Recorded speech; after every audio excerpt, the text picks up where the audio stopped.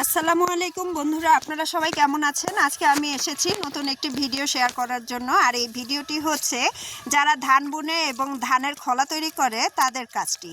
তো এখানে ডাবল চুলা হবে, এই চুলা বানানোর প্রক্রিয়াটি আপনাদেরকে দেখানোর জন্য এসেছি। আর এই ভিডিও করতে আমাদেরকে সহযোগিতা করছে এটা হচ্ছে আমাদের এলাকার ভাবি। তো ভাবি কিছু বলবেন? না, ভাবি কিছু বলবে না। আর ভাবির সাথে আছে ভাই। এই ভাই হচ্ছে তারা খুবই দিলদরিয়া এবং কি বলবো, দিলদরিয়ার সাথে দুইজনকে এতই পছন্দ করে, ভালোবাসে। সব কিছু মিলিয়ে কেউ কাউকে যেন একটা আঙ্গুল দেখিয়েও যেন কথা বলতে না পারে, তারা এমনভাবে মহব্বত করে একজন আরেকজনকে।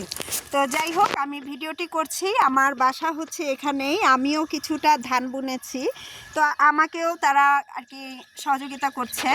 তারা উদার চিত্তের মানুষ, যে কারণে আমাকেও বলেছে তাদের এই খলার কাজের মধ্যেই আমি যেন ধান নিতে পারি। তো ধন্যবাদ ভাবি, ধন্যবাদ ভাই, আপনারা যে আমাকে সহযোগিতা করছেন। আর আমি জীবনের ফার্স্ট ধান বুনেছি। তো এখানে চুলা বানানোর যে প্রক্রিয়াটা আমি আপনাদের দেখাচ্ছি। এখানে ভাই কিছু কাদামাটি এনেছে, ঠিক এরকম কাদামাটিটা। এই কাদামাটির সাথে দিচ্ছে কিছু সিমেন্ট, এখানে সিমেন্ট আছে, আর হচ্ছে পানি। আর এই দিয়ে কাদামাটিটাকে মিক্স করা হয়েছে। এর সাথে মাটির সাথে দেওয়া হচ্ছে ইট। এখানে ইট হচ্ছে কয়েক রকম, এক ধাপ ইট এখানে দেওয়া হয়েছে। এই ধাপ ইটের সাথে আরো এক ধাপ ইট দেওয়া হয়েছে, মানে টোটাল এখানে এক একটা পায়া করার জন্য 4টা করে ইট নেওয়া হয়েছে। এই হচ্ছে 4টা করে ইট। আর এই 4টা করে ইট প্রত্যেকটা ধাপে ধাপে দেওয়া হচ্ছে। মাঝখানে গ্যাপ হচ্ছে এখান দিয়ে শুধুমাত্র লাকড়ি দেওয়ার জন্য। এখানে লাকড়ি দেওয়ার জন্য গ্যাপটা রয়ে গেছে। আর পাশে 2টো চুলা হবে। এখানে অনেকখানি গর্ত, তাও এখানে 2 ফুটের মতো গর্ত করা হয়েছে। এই 2 ফুট গর্তের মধ্যেই আর কি লাকড়িটা দেওয়া হবে। এই লাকড়িতে অনেক বড় চুলা হবে, তাও অনেক বড় বলতে যে ধান, তারা তো প্রায় অনেক জমিতেই ধান করেছে। তো ভাবি, আপনি কতটুকু জমিতে ধান করেছেন এবার? 5 পাখি। আসলে পাখির হিসাবটাও হচ্ছে কি জানো? কয় কাঠায় এক পাখি? আচ্ছা, কত শতকে? 40 শতাংশ এক পাখি। আচ্ছা, 40 শতকে এক পাখি। এই এলাকায় পাখির হিসাব হচ্ছে 40 শতক। 40 শতকে এক পাখি হয়। আর এই এক পাখি হিসাব থেকে তারা 5 পাখি জমিতে ধান করেছে। অতএব তাদের খলাটা করতেই হবে, খলা না করে উপায় নেই। আর যারা নাকি অল্প কিছু জমিতে ধান চাষ করে তাদের জন্য আলাদা, তারা খলা না করলেও চলে, তখন তারা এমনি নর্মাল চুলাতেও ধান সেদ্ধ করে নিতে পারবে। ধান সেদ্ধ করার পরে যে ধানগুলোকে শুকাতে হবে, কাছাকাছি রাখতে হয়, এজন্য তারা এই পরিসরটাকেই বেছে নিয়েছে। এখানে প্রায় 3 কাঠা হবে না নাকি? 16 কাঠা না, এই যে এইটুকু, শুধু এইটুক বাউন্ডারি আপনারা যেটা ধরলেন। আড়াই কাঠা না, এইটা 4 কাঠা। এখানে 4 কাঠা জমি। যাই হোক বন্ধুরা, এই লম্বা জমিটাতেই তারা ধানের খোলা করছে। আর এখানেই ধান শুকানো হবে, ধানকে পিটানো হবে, ধান মাড়াই করা যেটা বলে, ধান পিটানো মাড়াই করা, এবং সেই সাথে ধানকে সেদ্ধ করা হবে। আর ধান সেদ্ধর পরে এখানেই ধান রোদ দেওয়া হবে। আর সামনে একটা সামিয়ানা করে ফেলবে, সেখানে বসে বসে তারা একটু জিরিয়েও নেবে। তো এই ভিডিওটাও হবে আশা করি পরে। তো এখন যে মাটির চুলাটা তৈরি করা হচ্ছে, আমি এই ভিডিওটাই আপনাদেরকে মেইনলি দেখাতে চাচ্ছি যে মাটির চুলা অনেকেই তৈরি করতে পারেন না। বেসিক্যালি আমিও পারি না, আমিও দেখে নিচ্ছি যে এখানে কিভাবে মাটির চুলা তৈরি করা হয়। এইভাবে প্রত্যেকটাতেই ডাবল ডাবল ইট দেওয়া হয়েছে। এখানে রড নিয়ে আসা হয়েছে, ভাই খুব সহযোগিতা করছে। তার বউ একা কেন কাজ করবে? হাজব্যান্ড ওয়াইফ মিলে যদি সহযোগিতা করা হয় সেই কাজটি অনেক দ্রুত হয় এবং সহজ হয়।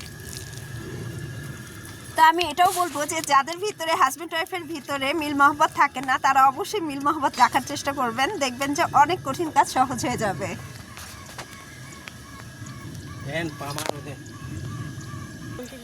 বন্ধুরা এই যে এখানে লোহার শিক দেওয়া হয়েছে, আসলে রড যে এটা 16 মিলি হোক আর 10 মিলি হোক যেটাই হোক এখানে দেওয়া হয়েছে জাস্ট মাঝখানের একটা পার্টিশন দেওয়ার জন্য, এবং এটাকে রড সিমেন্ট দিয়ে ঢালাইয়ের মতোই করে দেওয়া হবে।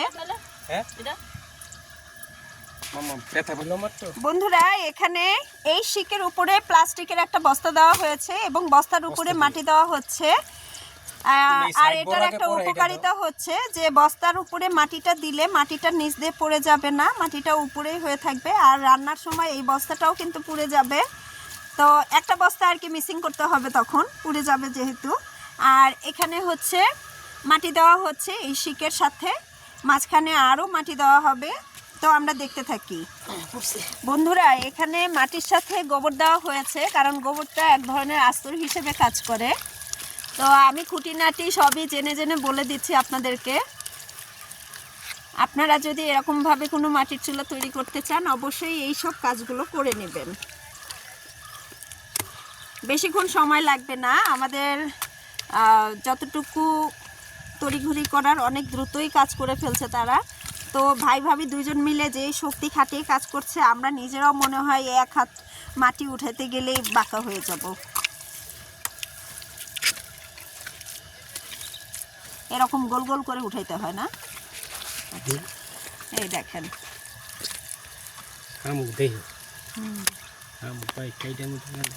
বন্ধুরা, এই যে এখন সিমেন্ট দেওয়া হয়েছে মাটির সাথে মিক্স করা হবে, তো বাকিটাও হয়ে যাবে। এখানে এগুলো দিয়েই সিমেন্ট দিয়ে মাটি দিয়ে লেপে দিবে, মাটিটাকে পাড়ানো হচ্ছে।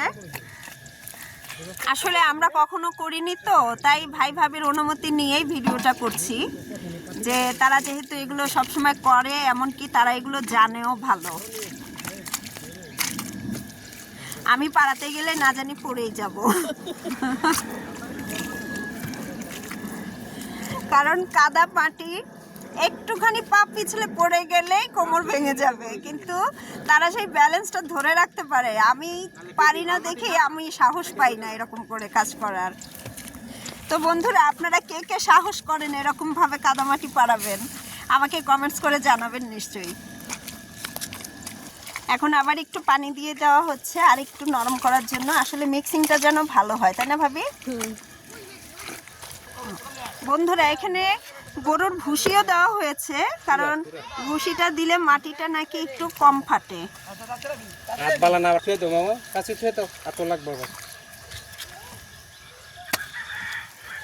এই যে মাটিটা দিয়ে দেওয়া হচ্ছে, ভাইও সহযোগিতা করছে। একেই বলে হাজবেন্ড ওয়াইফ, একজন আরেকজনের পরিপূরক। একজনের কষ্ট থাকলে আরেকজন সহ্য করতে পারে না। দুইজনেই ইচ্ছে মতো ঘামছে, তারপরেও কাজের কোনো কমতি নেই তাদের। কষ্ট কষ্ট মনে হচ্ছে না, কারণ তারা ধান নিবে, তাদের মজাই আলাদা। বন্ধুরা দেখুন কত সুন্দরভাবে লেপে লেপে চুলাটাকে ডিজাইন করা হচ্ছে।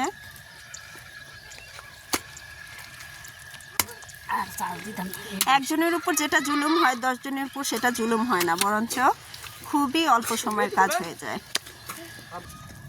বন্ধুরা চুলা বানানো প্রায় শেষের দিকে, আর একটুখানি ধাপ বাকি আছে, এরপর ফিনিশিং দেওয়া হবে। বন্ধুরা আরও কিছু মাটির প্রয়োজন পড়ে গেছে, ভাই চলে গেছে কিছু কাদা মাটি নিয়ে আসতে, আর চুলাটা প্রায় ফিনিশিংয়ের দিকে চলে আসছে। আর আমার দুটো বাচ্চা এখানে বসে আছে, অনেক রোদ তো, সেই খুশি। এই যে ভাই আরও কিছু মাটি এনেছে, কাদা মাটি। এখন আর একটু ফিনিশিং দেওয়া বাকি দেখে ভাবি এখন নিজেই সব কিছু করে দিচ্ছে। ও না, ভাইও হাত লাগাচ্ছে, কাজ হয়ে যাবে খুব দ্রুতই। বন্ধুরা চুলার কাজ প্রায় শেষ। এই হচ্ছে খলায় ধান সেদ্ধ করার চুলা। এই চুলাটা আরও একবার লেপ দেওয়া হবে আগামীকালকে, আজকের দিনটাকে একে শুকাতে দেওয়া হচ্ছে। তো বন্ধুরা চুলা বানানোর প্রক্রিয়াটি কেমন লাগলো সবাই লাইক কমেন্টস এবং শেয়ার করবেন, আর চ্যানেলটিকে যদি ভালো লেগে থাকে অবশ্যই সাবস্ক্রাইব করবেন। তো আজকের মতো আল্লাহ হাফেজ।